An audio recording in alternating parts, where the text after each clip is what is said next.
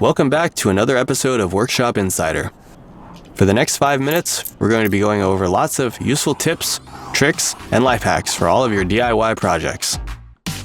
So sit back, relax, and let's start building. We're starting out by building a drill bit to help us clean our keyboards. We'll hot glue the head of a toothbrush to this bottle cap like so, and then attach it to the chuck of our drill. Now we can use the drill to help us brush away any loose dirt and debris from our keyboard.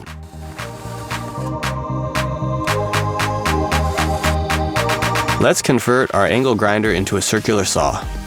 Screw in a large T-shaped door hinge to one end of this MDF. Then we'll attach the angle grinder to the long lever of the door hinge and make a slit in the MDF. Now we can use it just like a circular saw. We can use wing nuts as wire clips. We can pin these two sheets together with just a couple of zip ties and a couple of washers. Pass the first zip tie through the hole with a washer on both ends. Then use the second zip tie to fasten everything together. And lastly, just clip off the ends of the zip ties. Carrying large sheets of plywood is difficult and awkward. We can make a tool that can help us out. We'll solder this rebar together into a shape that looks like this. Then we'll add plastic tubing around the rebar for extra grip. We can see here how an expansion anchor works from the inside.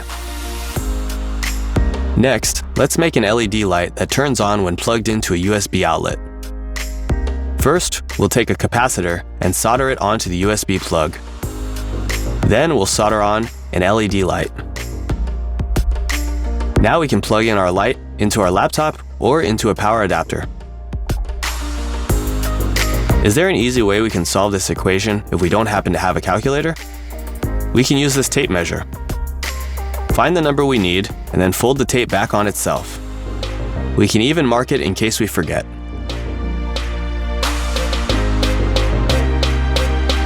Here's a helpful way to secure a chain to the stud by passing a bolt through the center. We'll need to add an adapter fitting to stop this faucet from leaking. First, we'll remove the faucet. Then, we'll add an extra metal fitting that we can safely heat up. Now we can use pliers to pull out the old fitting. We'll then use a pipe welding machine to make sure the new fitting fits nicely. Lastly, we'll screw our faucet back on. Now there's no more leaking. We can attach these razors to this comb with a binder clip and run it over our sweaters to remove any fabric pilling. Here's how we can cut this wood to fit this pipe through. Trace the pipe's circumference and then find its center. Now we can use a hole saw drill bit to cut out that circle. Our next project, we'll be making a little table using nothing but MDF and a router. Screw the board in place and then turn it to make perfectly round cuts. Now we'll cut the two legs so that they fit together. Then screw the tabletop onto the legs. It's that easy. We can round off these corners by first cutting a separate board in the shape that we want. And then we can use a special drill bit to trace along that board. We can turn these washers into a clip to hold rope together. Cut a notch out of the washers and pass a bolt through them. Wrap the first rope around the bolt and pass the other rope through the washers.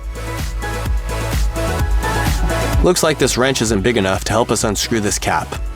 Let's use some rope and a square dowel instead. For our last project, we'll be making a miter joint with a thick spline in the center. We'll start by gluing two pieces together, cut at a 45-degree angle.